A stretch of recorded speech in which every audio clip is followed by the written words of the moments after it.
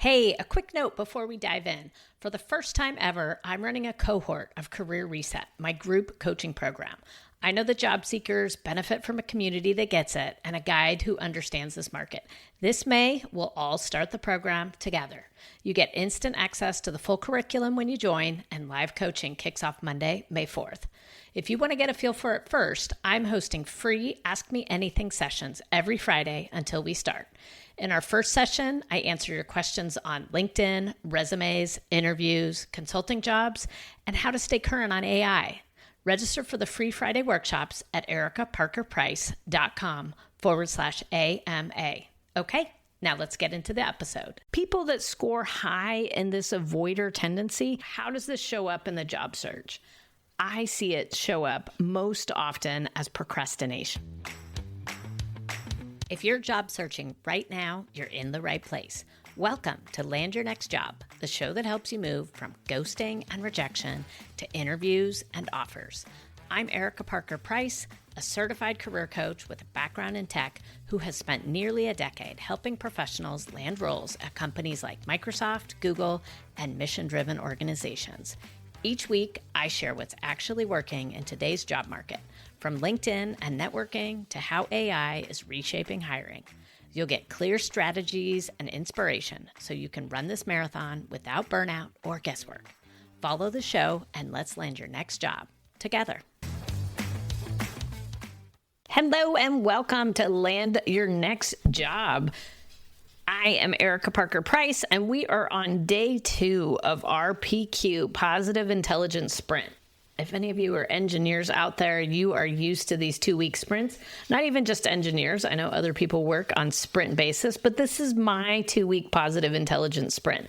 If you haven't already listened to episode 9, that's where I went into the whole positive intelligence PQ operating system, how our brains function, both the negative thoughts and the positive thoughts, and how we can automatically get to a better version of ourselves just by practicing self-command of our brain.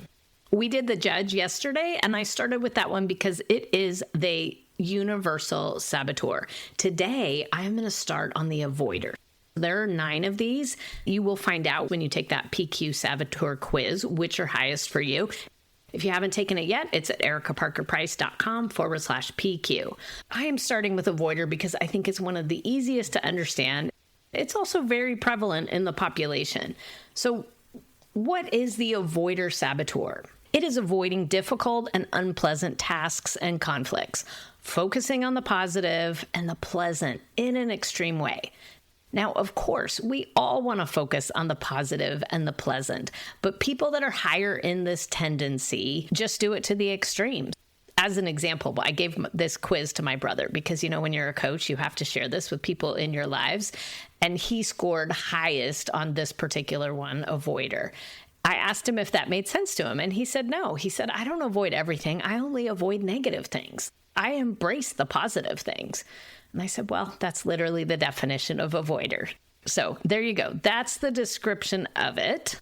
And let's talk about why we're doing a deep dive into this. What is the point of these 10 different episodes? Why is it important that you learn to recognize it? As part of the 3-step reset, what I introduced in that episode number 9 on positive intelligence, you want to notice your negative thoughts. Once you notice them, you can take command of your brain. That's something we'll be practicing at the end of all 10 of these episodes. And that's what allows you to shift to positive thinking. I am intentionally doing this on this podcast that is all about landing your next job because I know that the most powerful tool that any of us have access to is our mind. We think that it might be LinkedIn or some other miracle AI app that is going to help us get that next job. But I am telling you, your brain is the most powerful tool that you have. Do you need access to all those other tools? Yes, of course you do. But getting you to recognize your negative thoughts and moving you into a stronger version of yourself is where I want to start. So that's why I'm doing this at the very beginning of this podcast. For those of you that have taken the quiz and scored high on that PQ Saboteur quiz for the avoider, you're going to learn a lot today. You're going to learn about what this actually means, how it helps you, how it hurts you, and strategies for overcoming it. For those of you that didn't score high on Avoider, go ahead and stay tuned in if you want. You may find that this teaches you something about other people. And then tomorrow, we'll move on to the next one. First of all, let's go with the strengths of having an avoider tendency. If you are high in this one, you are the type of person that seeks peace and harmony, both within yourself and externally with other people. You tend to be easygoing, you're even-keeled. People would consider you to be flexible and adaptable. And you do have a tendency to be positive and relatively non-judgmental of others. So even though we've said that the judge is the universal one, and frequently that's the one that's in charge when we're having negative thinking, people that score high in this avoider tendency, think of them as kind of the peacemakers. They're going to avoid conflict. They say yes to things. They're going to downplay the importance of real problems. Now, how does this show up in the job search? I see it show up most often as procrastination. If you think about the parts of the job search that you don't like, whether that is applying or networking or researching, the thought that you're going to have about that is really just, I don't like doing this. This is just really no fun. So if I just don't do it, if I don't think about it, maybe it will just go away. Avoidance also shows up in relationship with others, and that can be conflict avoidance. So let's say you've had a conversation with a recruiter and they say that they're going to get back to you by the end of the week. They don't get back to you this week. They don't get back to you next week. You have an opportunity at that point to decide, are you going to follow up and ask for an update, or are you just going to accept that their non-answer just means no? And if you are high in the avoider tendency, you are going to tend towards just not following up. And I will tell you, I have had people who have followed up on things that they thought were completely dead that actually got an interview from that conversation with the recruiter. Now, why didn't the recruiter call back in the first place? We could argue that. That would be our judge showing up there, quite frankly, judging how the circumstances of the world are working. But an avoider is somebody who's not even going to have that phone call. In terms of feelings that shows up, it can be a couple different things. It can be anxiety about what they're avoiding. So if you are avoiding something, you may feel anxious about it. And then fear is in there as well. So if you are working to keep a even keel for everything, it's fear that that's going to be interrupted. And then just like the judge, every other saboteur has justification lies. The avoider justification lies are really around the idea of conflict avoidance. So no good comes out of conflict. It is good to be flexible. Somebody needs to be the peacemaker, so it may as well be me. In terms of the impact this is going to have on yourself and others, a lot of it is in the form of lost opportunities. In life, sometimes things you avoid eventually come back to bite you, right? If you avoid paying your taxes, that is probably going to come back to you at some point in a negative way. In the case of avoiding in the job search, it is such a tight time cycle turnaround that a lot of times things you avoid, they just go away. So if that was the opportunity that you were meant to go for and somehow you avoided the activity that was going to lead to it, it just simply goes away. For each of these saboteurs that we're going to be talking about, PQ reps is the way to convert these negative thoughts into a positive, sage mindset. So that is going to be the answer to everything, but I want to give you something specific for each of them. In the case of the avoider, it can be really healthy to practice this on something easier than the job search. So if there's something small in life that you are afraid to say no to or afraid to say yes to, what could you stop avoiding? It may be something very tiny. Maybe you have something you purchased at a store that you need to return, but you have been avoiding doing that.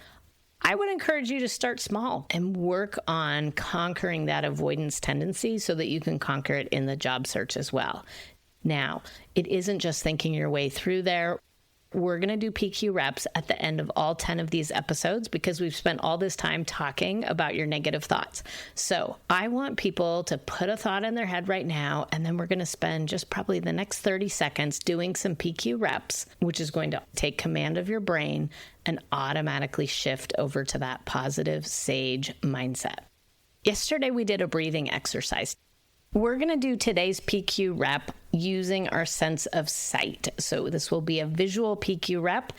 For those of you that are driving in your car, when I tell you to look at something that's in front of you. It can be the road, the car in front of you, something that will maintain safety while you're driving.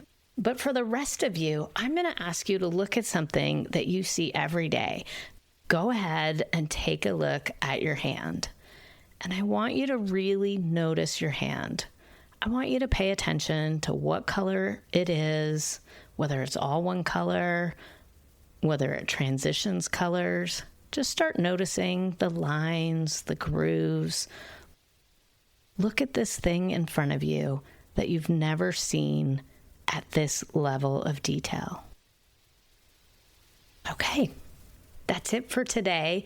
The reason we do that is to show you that when you have that level of focus, that negative thought that you were having, poof, it is gone.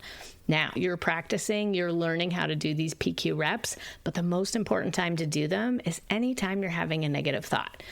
If you're listening to these podcasts, I guarantee you're going to start noticing your thoughts more often.